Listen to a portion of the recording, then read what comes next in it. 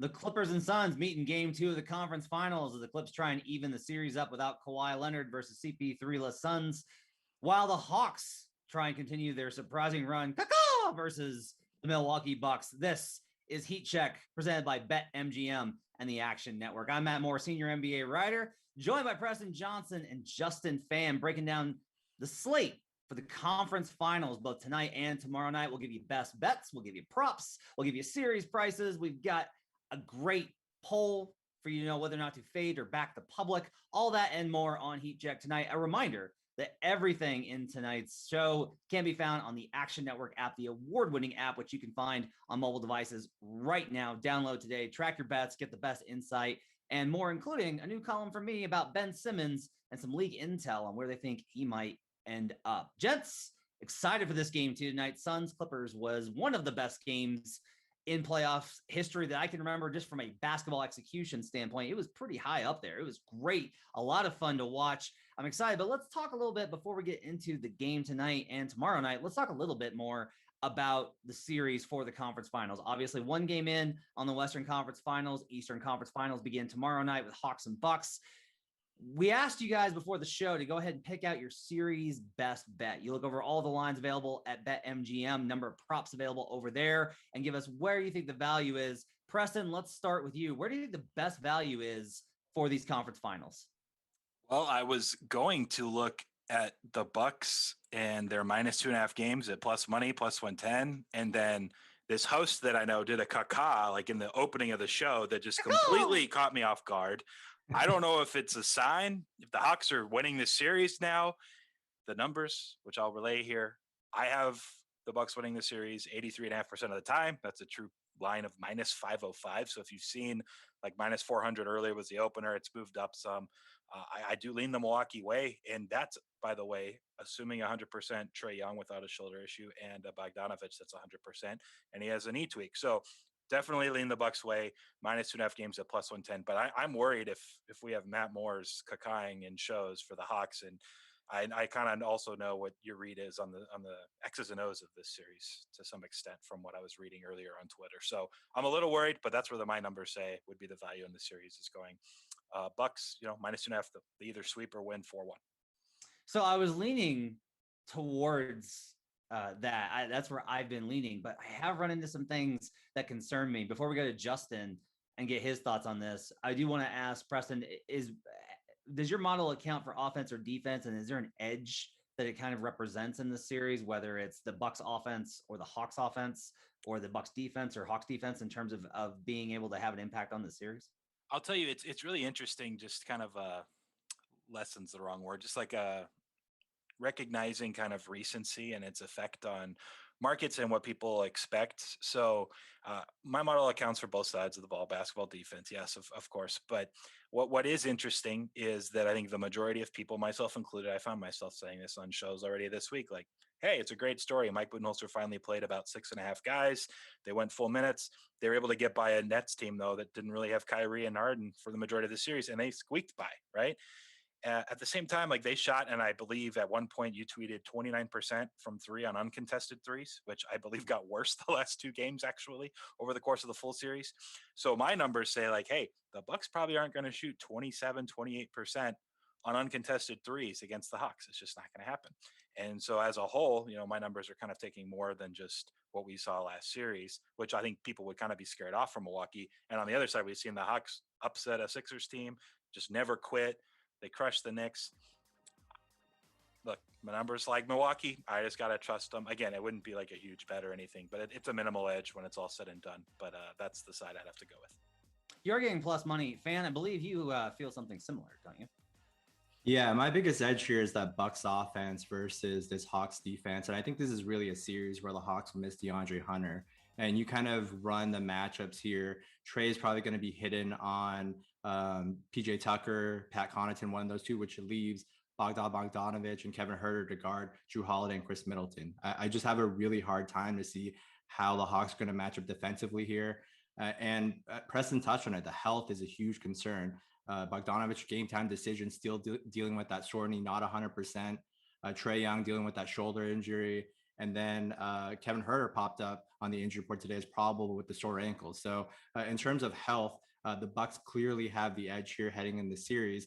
You look at what's most concerning here, it's probably that drop coverage of the Bucks against Trae Young, right? And this is where I think that shoulder really comes into play, because since game 4 of that series where Trae had that shoulder wrapped like a honey baked ham, he's only been 12 for 38 from 3. He hasn't shot the ball well from 3, and he hasn't really punished that drop coverage in his last 4 games he's played against the Bucks. Last 4 games against the Bucks, 38% from the field, 31% from 3, and Jrue Holiday is a dogged defender, going to make his life very difficult.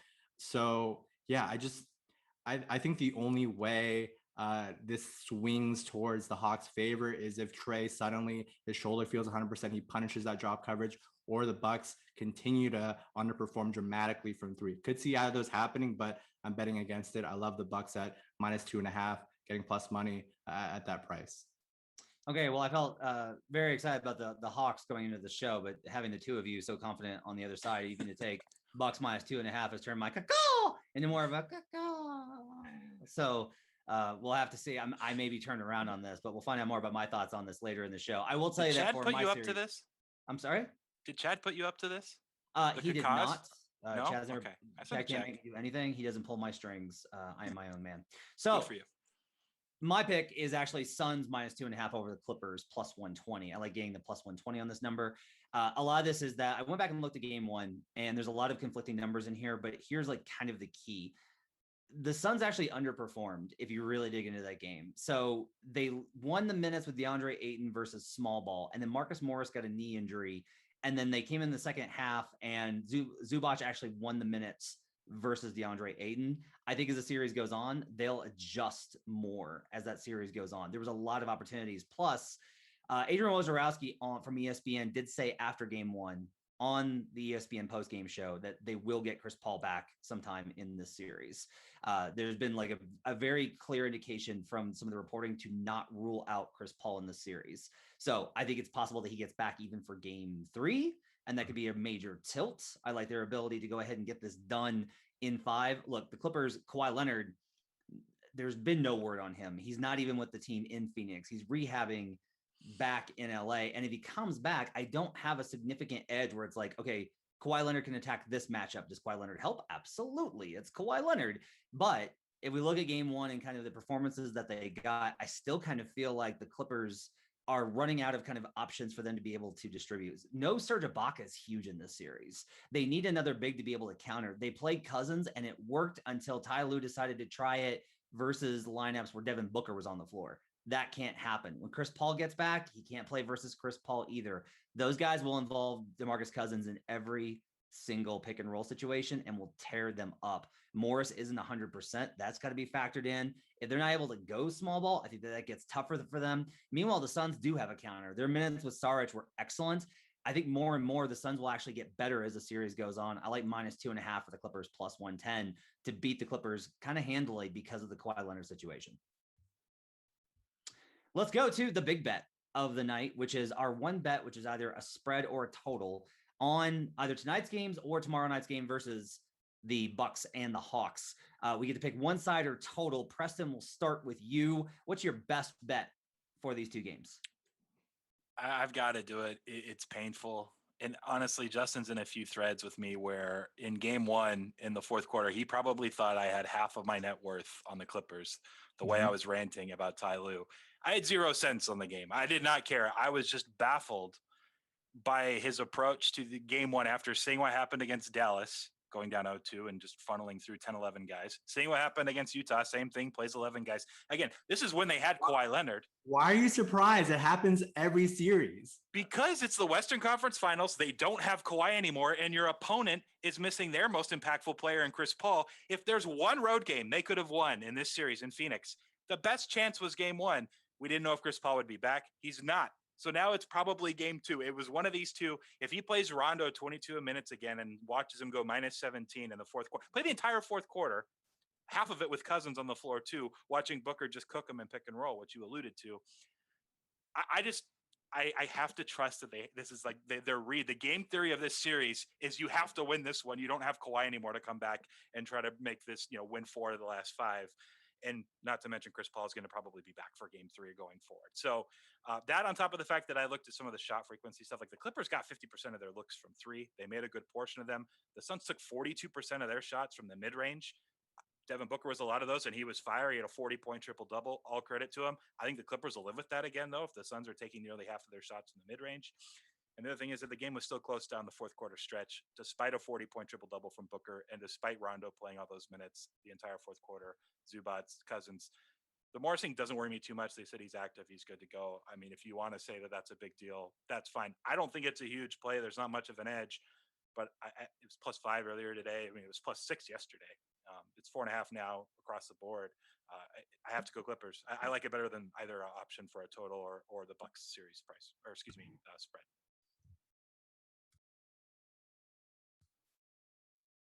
Do you want to go first, Justin, or do you want me to? I know that we both have rebuttals. I'm on the Suns here at -4.5. I think there's a lot of things. So Preston touched on the shot quality. It actually favored the Suns in a very big way in game 1. They should have won by 8.8 points if you looked at the expected points based on shot quality. The Suns were 96th percentile in terms of shot quality in game 1. Their offense was extremely efficient. They got all the looks that they wanted. And Ty Lue, we've seen this series after series. I don't know why we're so surprised about it. He's very slow to adjust. He'll throw a lot of things at the wall early in the series, figure out what works, and then 3-4 games into the series, he'll make those adjustments. So we saw him go 10 deep in the first half and the second half of last game. We saw Rajon Rondo play the entire fourth quarter. I don't think we'll see something dramatically different in game 2. I think it'll take another game or two before he really dials in the rotation. I do think the health of Marcus Morris is massive in this series. He played just 5 minutes in the second half of game 1 because of knee pain, still dealing with soreness as of yesterday, according to Ty Lue. And Marcus Morris unlocks that 5 outlook. That's crucial in this matchup. Anytime the Clippers seed and go towards the Suns look and go bigger, play Zubac, play DeMarcus Cousins, that's a huge win for the Suns team. Ayton is a totally different animal than Baguette Biombo, than Craig LaFrance, than George Parmesan. He's a lot more mobile on the perimeter. He did a really good job guarding Terrence Mann, guarding Nick Batum in game 1, and he just punishes them inside. You throw doubles at Devin Booker. He's making good reads. He's aggressive. He's proved himself well in game 1. I think this is just a nightmare for them if Marcus Morris is not 100%. We'll see a lot of more of these lineups with Boogie, with Rondo, that are, counterintuitive to what really works best for the Clippers in this series. So I got to go with the Suns based on how they looked in game 1 and based on some of the problems I see with the rotations of the Clippers. So I want to comment on the coaching stuff real quick. Something to keep in mind here is there is this kind of idea that like coaches adjust, like the good coaches always adjust. That is not true. If you'll notice, even Greg Popovich doesn't start making adjustments until game 3. The idea from coaches, and I've asked them about this a lot because I'm always confused like you are, Preston, where I'm like, you're clearly at a disadvantage here. What are you doing? They want to try what has gotten them to that point, right? Like, you want to do what's worked for you. And Ty Lue, like starting Morris even is like an admission of like, all right, maybe in the playoffs, Zoo is not the way to go. We got to start small and go from there. And it's only after you lose those 2 games that you're all of a sudden like, okay, now we really have to start doing something. Because another thing I've heard, a coach told me this off record once, or not off record, on background once, that he said, one of the issues is that if I start changing things to start a series, they think that I think the other team is better than them. And that affects their confidence. Like, they don't see it as a tactical adjustment. They see it as we have to gimmick stuff because we're not good enough. Go ahead, Preston. The whole, we have to do what got us here thing. What got you here, Ty? The fact that you went small down 0-2 in 2 different series and then didn't actually, it wasn't that you were going big or playing 10, 11 guys that got you here. That's what almost had you eliminated against Luka and the Dallas Mavericks and the Jazz. Last thing too,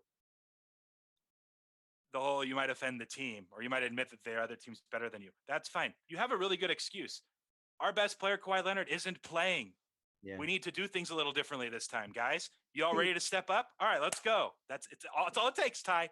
That's all it takes. I'll wrap this up because we talked about Terrence Mann a couple of shows ago on the over-under, and we were on different sides, Preston. And we need to stop expecting Ty Lue to do what's logical and what we think he should do, and predict what he will do. And that's the difference here. That's why we're on different sides on this game. I don't expect the big adjustments to come for another game or two. Never anticipate logical behavior. As for me, my big bet of the night is actually, I mentioned it earlier. I'm taking the Hawks plus 7.5 versus the Milwaukee Bucks. I actually got it at 8, like that line quite a bit. So here's the big key. Justin kind of alluded to this earlier. I went back and looked at the regular season matchup and Trae Young's minutes in particular versus their drop coverage. And the numbers are very good for the Bucks. Like versus drop coverage, the Bucks actually did a fantastic job defensively. So I actually went back and watched the clips. And this is where you need to find the difference between just what the numbers tell you and actually being able to put those in context of how it played out. Young missed about 8 open floaters that if you've watched these playoffs, you know that he's absolutely money at. Even in that bad game versus in game 7 versus the Sixers, he made a big one late in that game. He'll likely be better at that. Overall in the playoffs, he's shooting 53% on those floaters versus drop coverage. I talked to Eric Nem today, who writes for The Athletic, about the Bucks, and he was mentioning, he's like, look, they're going to play drop and you need to trust it. And I was like, why? And he said, well, they're not going to let Trae get the floater lob to Capella. He's going to keep retreating, play deep. That was one of the things is Embiid kept trying to step up versus him. The idea is that Lopez will play deeper. The problem is if you do that, if Trae hits that floater over and over and over again, the math works out for Milwaukee, but you're still telling players to ignore a player who is continually cooking them. And this is the mental part of the game where it's very hard to resist. Like, honestly, the Clippers are having some of the same problems. And we'll get to that, I think, later in the show too, that the Clippers are having trouble with not doubling Devin Booker, even though leaving the other guys open on the weak side is more dangerous. So I think that that Trae Young will actually get some lobs to Capella. I think they will be able to hang in this game. And here's the other thing. The Bucks, when they've gotten knocked out, they've had shooting troubles of their own. They're still having shooting troubles for whatever reason. They just never shoot to expected quality. Maybe getting past the Nets unlocks them, playing an easier defense, because the Hawks defense is actually easier than the Nets switch all defense. As much as the Nets don't have the personnel, they played the scheme more. Maybe this will be easier, but the Hawks still switch quite a bit. And there's always been one shooter that really hurts the Bucks. In 2019, it was Fred VanVleet, the nemesis of my life, Fred VanVleet. In 2020, it wasn't Duncan Robinson that hurt them. It was Jay Crowder. Now you look at the Hawks.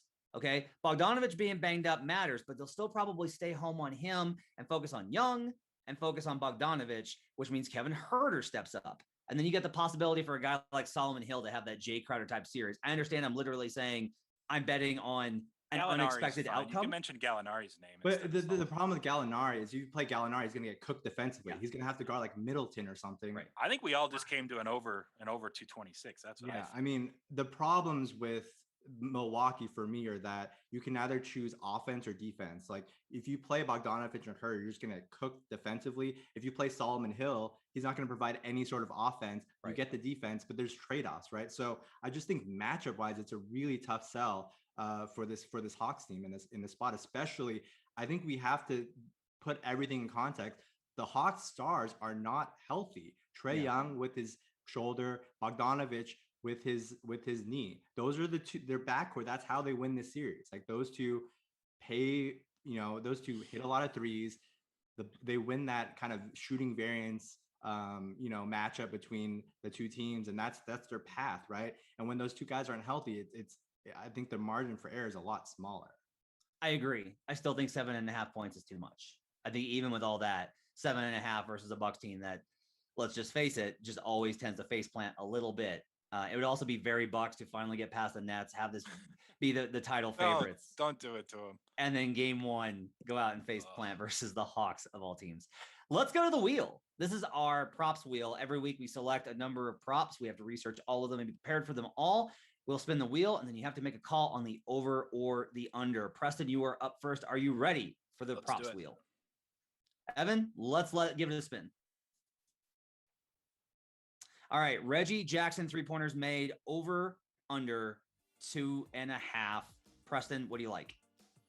Okay, so since Kawhi has stopped playing basketball in the playoffs for the Clippers. Reggie Jackson is attempting 9 threes per game. He's made at least 3 in all 3 of the games. He shot 12 in game 1 against the Suns. I hope Rondo doesn't play as many minutes and that Reggie Jackson's doing his thing. But I thought this was interesting. I had a friend send it to me on Friday, and I think he took it from a podcast. But regardless, they were looking not at points per possession, but points per chance, which includes isolation opportunities for players where they actually can, dribble and then pass it off and the teammates shoot. And he was looking at players in the NBA, at least 50 possessions in the regular season and playoffs, top 10 points per chance. And it was like Durant 2, Steph 3, Dame 4, all the guys you would expect through 10. Number 1 this year, Reggie Jackson, 1.2 points per chance in isolation. A lot of it has to do with him being able to take guys off the dribble. And, the Clippers shot historically well from 3 as a whole. He's also just shooting over 43% from 3 himself, and his usage has gone up quite a bit. So at 2.5, I ran the actual math on it. Even at juiced up to like minus 150, it's still quite a bit ahead to play the over at 2.5, 3. So I'm going to take it, roll with it, hope Reggie stays hot, and at least, gets his 9 to 10 threes up that he's been doing anyway without Kawhi. I like that quite a bit. I think the Suns are likely to stay still in switch coverage versus the Zubac lineups if they have to play more without Morris, which means that Jackson's probably going to still have Ayton on switches sometimes. And those guys always tend to take those pull-up threes when they've got the space. Like Ayton has to respect the 3, but he can't push up too much because they don't have kind of a weak side shot blocker to be able to cover. So I do think that there's probably value there even from a matchup strategic standpoint of going there. By the way, I can't wait to see what team overpays for Reggie Jackson based on this season. That will not be a fun contract. In 31 right now, entering his age 32. What's a guess on his number? What's his price? What do you think? Matt, what's your over-under his annual salary next year? I'll say 3 years with a player option, $14 million per. Okay. I was going to say 3 years, 45. So that's about right, probably. Yeah. Okay.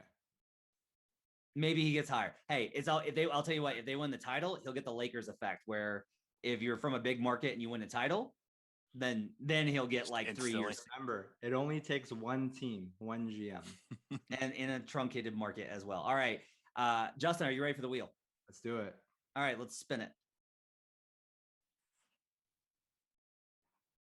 Cameron Payne over under 6.5 assists. I am glad that you got this one, so I don't get it. Yeah, so Cam Payne in game 1 had 12 potential assists. He cleared this pretty easily. We saw that each one more minutes were pretty much a disaster. So I think Cam Payne should be well over 30 minutes in this one. Average objective like 31.5. He led the Suns by a wide margin in passes made at 62. I think Devin Booker was next at like 40. So just kind of based on his involvement in this offense, obviously Chris Paul's out. They need him to play make a lot more. And just going off the projected minutes, going off what his role was in game 1, I think this is a pretty low number. I haven't projected north of 8 assists. So I like Cam Payne, former Tank Commander Cam Payne over 6.5 assists.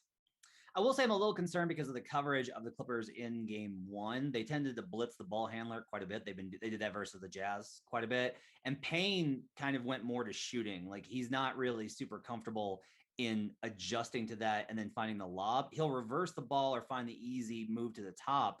But I am a little bit concerned about his ability to he needs to get Ayton involved. And you notice a couple of times where he just didn't look for Ayton as much as he should. Like to get that over, I would think that he needs to get Ayton some easy ones. And I have a little bit of concern about his ability to do that consistently. Do you have any worry about that at all?